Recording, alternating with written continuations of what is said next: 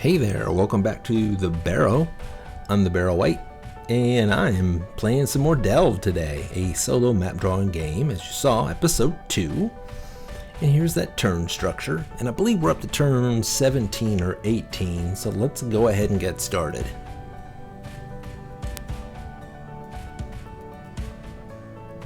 Yep, turn 18, so the first thing we'll do is explore. We're gonna explore the space in between there and the library and see what we get. A 3 of hearts. That's gonna be 3, 4, 5 hearts added to our total.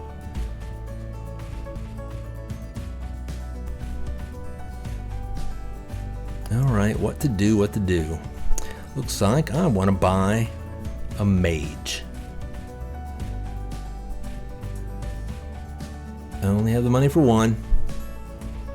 So there it is. Now I have a library with one mage. Proceed to turn 19, and let's pick a square to explore. We'll go down to level 3.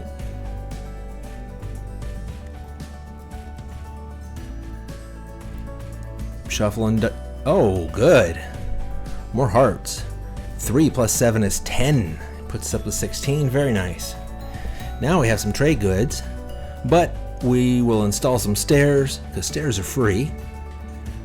And here I'll just get a little creative with the diagrams.net. Alright, fix that, come on. I guess not, maybe I'll fix it later. And we'll move on to turn 20. Pick a spot to explore. Yep, makes sense. Pull another card. Oh boy, we are just finding all kinds. That's 12, 13, 14, 15, up to 31 hearts. Now we have some resources, which is great because that's what hearts are, resources.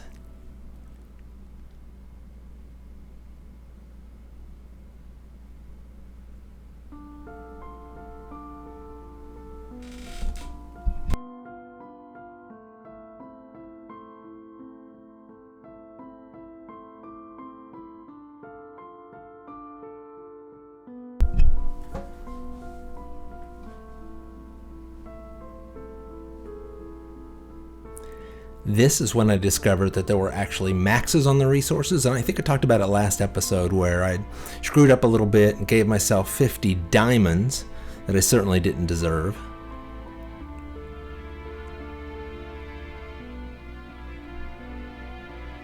And you may see me make mistakes like that, and if you do, feel free to point them out. I'm learning as I go. But here's where I adjust.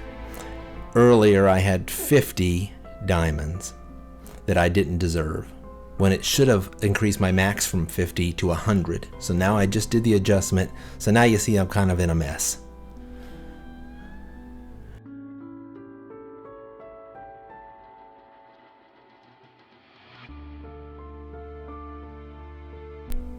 So let's see what our exploration finds us. Excellent trade goods. 9 plus 3 is 12, gets us up to negative 16. That was a good find. Turn 22 starts and do it all over again. Really not do anything but exploring right now because I don't have any reserves to buy. 3 of spades. Now spades spell trouble.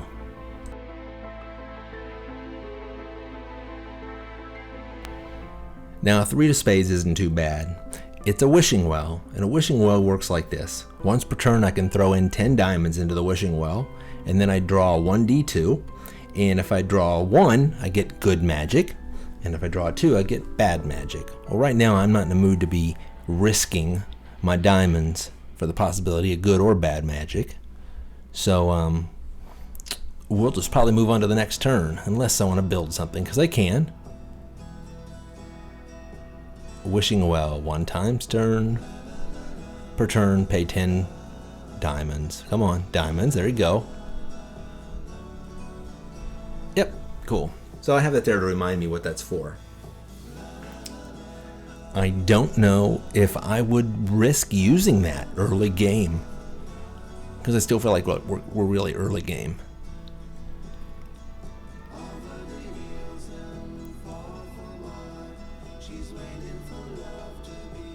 Seems like it's time to move on to turn 23. The next card is a 10 of spades. Uh-oh. A 10 of spades is a golem forge with 40 strengths of golems who won't attack unless you try to claim the room. If the golems are defeated, this room allows you to recruit golems at forges. So not only will this be a forge that I could use as a forge, but now I can recruit golems at my forges. But I would have to beat these golems before I did that. So let me look at the chart and see what it says about golems. Golems cost 15 diamonds. They have 7 strength each, which is more than soldiers that have only 5, and they're immune to liquid and gas.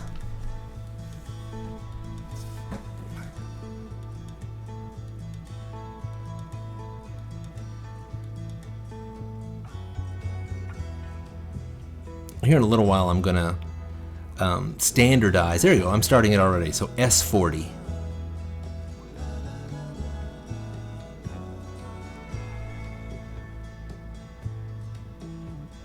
Stands for strength, of course. And eventually I will standardize the strength that my units have, not just the monsters. So now you can build in an empty square or unexplored square if you like, and I think I might do that right below the wishing well. And I remember my mindset when doing this was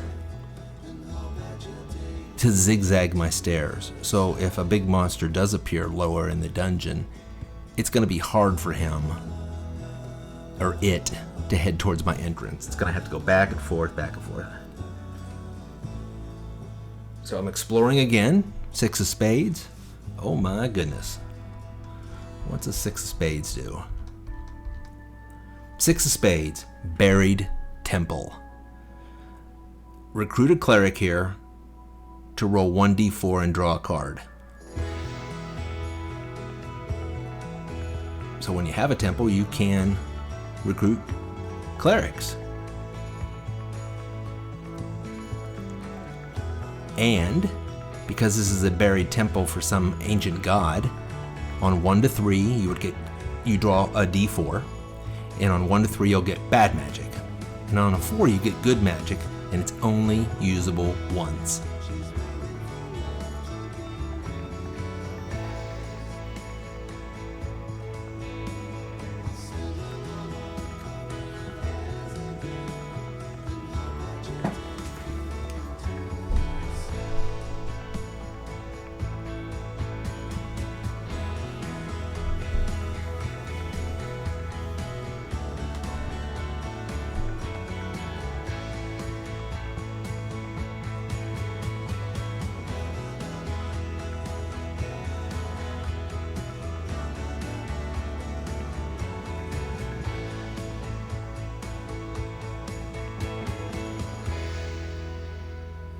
The numbers that I'm putting there actually correspond with the numbers at the top of the map, so I know which column they're going to be on in that row.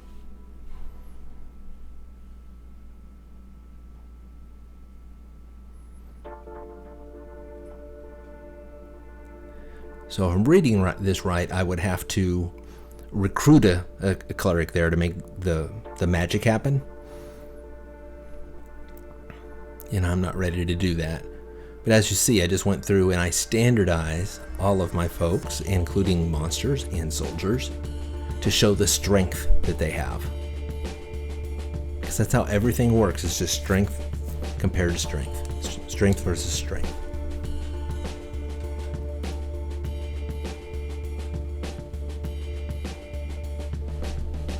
Moving on to turn 25.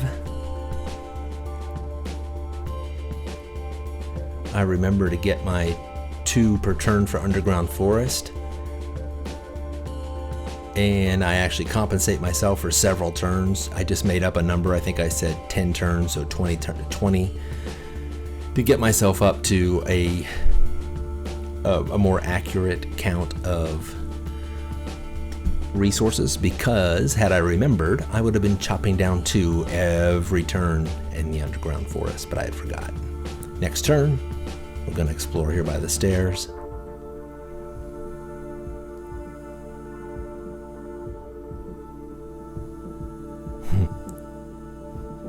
Sometimes I get a little stuck on making these look right, and I don't think it's that important.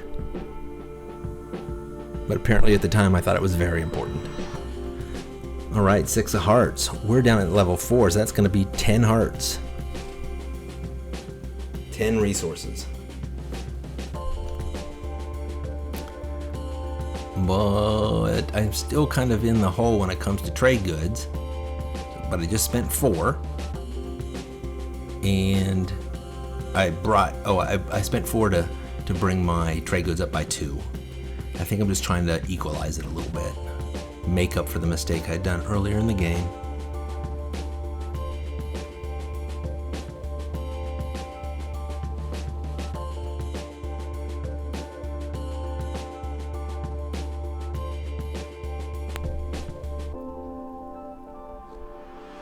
And now I'm going to spend some money. I spent some of that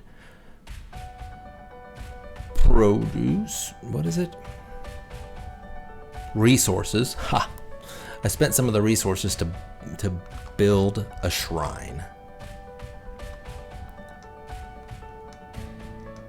In a shrine, you have to choose a purpose. It can be defense or it can be fortune. Defense basically is a level 3 trap. Fortune is it increases the value of all diamond cards by 3. And I'll probably write this down on the side shortly.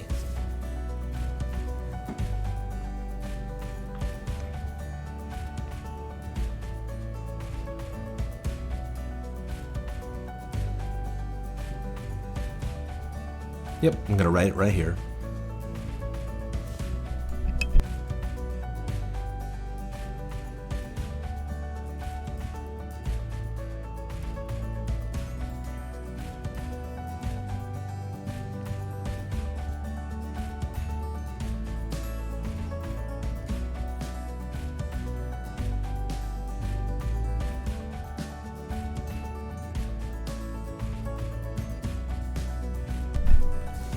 And now that I have decided that this is the way I want to label things, I'm going to move my labels down to the right rows.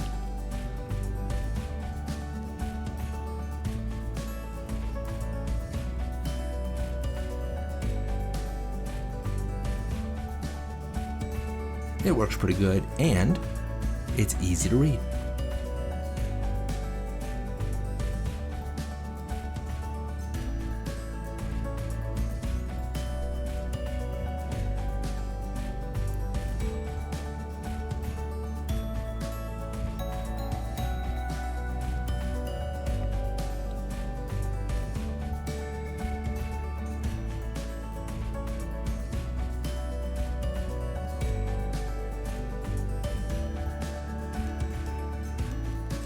Alright, progressing on to turn 26.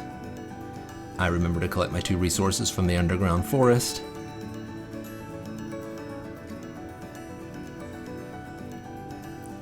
Come on, let's shuffle some cards. Well, I guess I remember to pick a spot. We're gonna explore beside the shrine, see what's there. Shuffle and draw a card. Boom, 10 of diamonds. We're at level 4, that's 14 diamonds. Finally, we're to 0. Oh, 17 diamonds. I don't know why, but I'll take it. Sometimes my math isn't very good.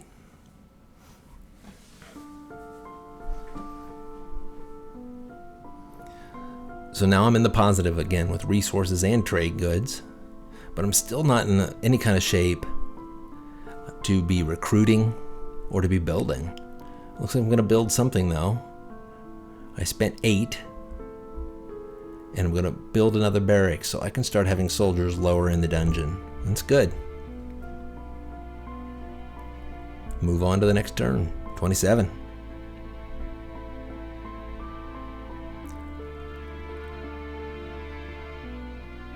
And of course we're going to explore right beside those barracks. And let's see what we find. No soldiers in the barracks. I suppose I could probably I can move some down there. Ooh, Queen of Clubs. Now clubs mean natural formations. Let's see what a Queen of Clubs is. A Queen of Clubs. This is an environment suitable for a large creature. 40 strength. 4 grid spaces. Creature will not leave here unless attacked, but will attack anything entering its lair. So I'm going to build basically a cavern. It's a total of 4 spaces large.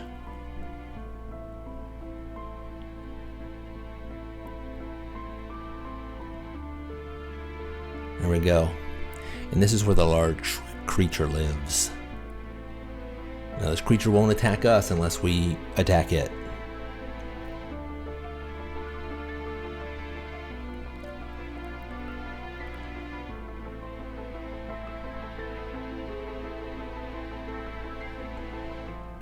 Sometimes I think the game for me is as much about drawing it,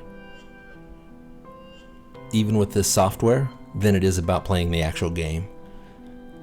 And I see other people playing the game and they're drawing out beautiful maps, and that is definitely the appeal, is drawing out the maps. I love making maps. I actually even thought about getting some mapping software. There's some good games out there, some good mapping programs where you can do dungeons, but I've seen other people do it, and I think it would have more fun if I was hand drawing it, but I don't really have a way to do that with a camera.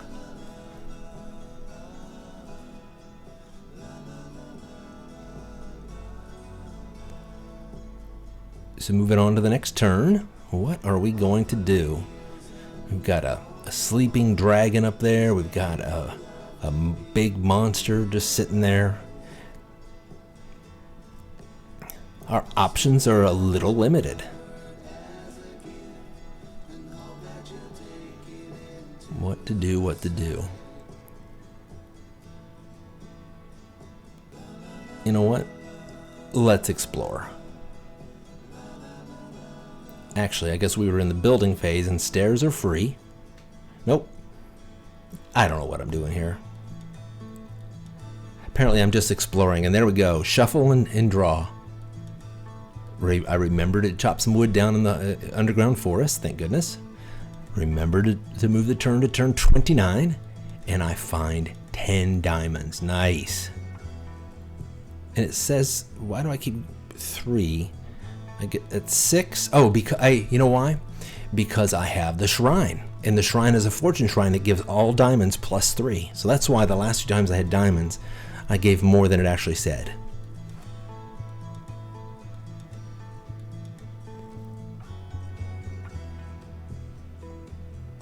So I spent 15 to build a trap. No, to build a, what is that? Why, it's a drawbridge, because I do want to explore over to the left of that chasm soon. But right now, let's look at this worm. Once per turn, I could steal 20 hearts, and if I do, I have to roll a d4. So let's get my 20 hearts and roll a d4. Diamond. A diamond and a d4 is a 3. And a 1 to 3, no, where am I at? And a 3 is okay. It's only when you draw a 4 that the dragon wakes. The worm wakes. So instead, let's kind of look around and decide what we want to do. Could go to the left of that, of the chasm there. Of that, what was it? A dormant magma chute.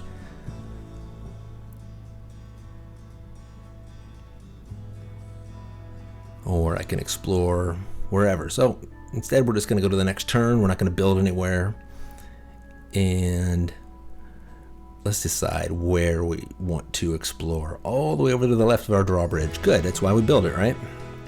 4 of hearts, first level, 5 of hearts. 5, gets us up to 27 resources. So that's good. That first level is proven to have quite a few resources on it. So I tell you what, I'm winding down here. I'm thinking about ending this episode. We're already at 20 minutes. So I just spent a lot. And what did I buy? I bought an inn. Very cool. But what does an inn do? You'll have to tune in to the next episode to see. Because that's it. I'm going to call it quits.